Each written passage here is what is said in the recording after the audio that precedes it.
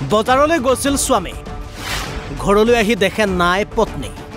সদায় একেই ঘটনা একেই বাতৰি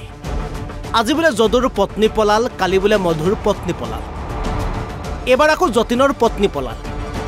মায়াঙৰ যতীন কৰ্মসূত্ৰে কেৰালাত থাকে ঘৰত কণমানি কন্যাৰ সৈতে থাকে পত্নী সৰু পৰিয়াল সুখী পৰিয়াল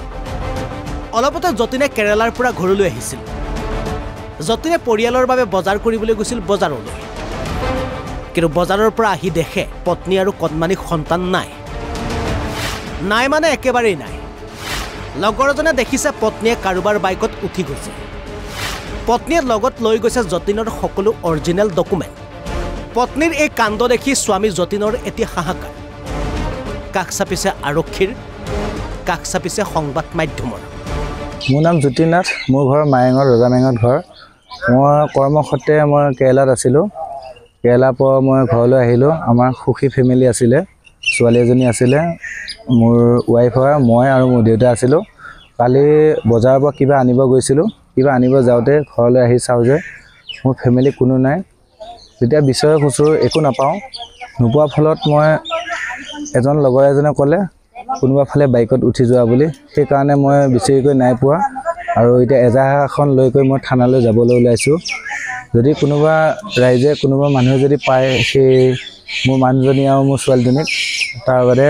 ফটো মই দিম বাৰু তাতে অলপ কণ্টেক্ট কৰিলে যাতে সহায় কৰিব আৰু ঘৰৰ পৰা কিবা লৈ গৈছে ঘৰৰ পৰা কাগজ পাতি চব লৈ গৈছে মোৰ যিমানখিনি অৰিজিনেল কাগজ আছিল চব লৈ গৈছে মোৰ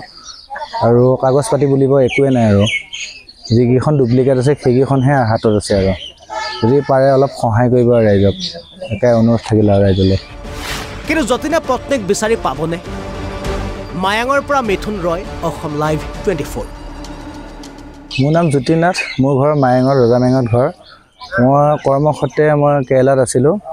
কেৰালাৰ পৰা মই ঘৰলৈ আহিলোঁ আমাৰ সুখী ফেমিলি আছিলে ছোৱালী এজনী আছিলে মোৰ ৱাইফ হয় মই আৰু মোৰ দেউতা আছিলোঁ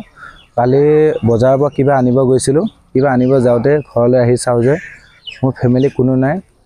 যেতিয়া বিচাৰি খুচুৰো একো নাপাওঁ নোপোৱাৰ ফলত মই এজন লগৰ এজনে ক'লে কোনোবা ফালে বাইকত উঠি যোৱা বুলি সেইকাৰণে মই বিচাৰিকৈ নাই পোৱা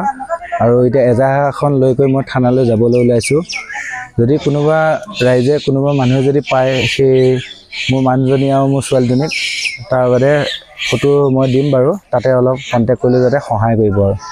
ঘৰৰ পৰা কিবা লৈ গৈছে ঘৰৰ পৰা কাগজ পাতি চব লৈ গৈছে মোৰ যিমানখিনি অৰিজিনেল কাগজ আছিল চব লৈ গৈছে মোৰ আৰু কাগজ পাতি বুলিব একোৱে নাই আৰু যিকেইখন ডুপ্লিকেট আছে সেইকেইখনহে হাতত আছে আৰু যদি পাৰে অলপ সহায় কৰিব আৰু ৰাইজক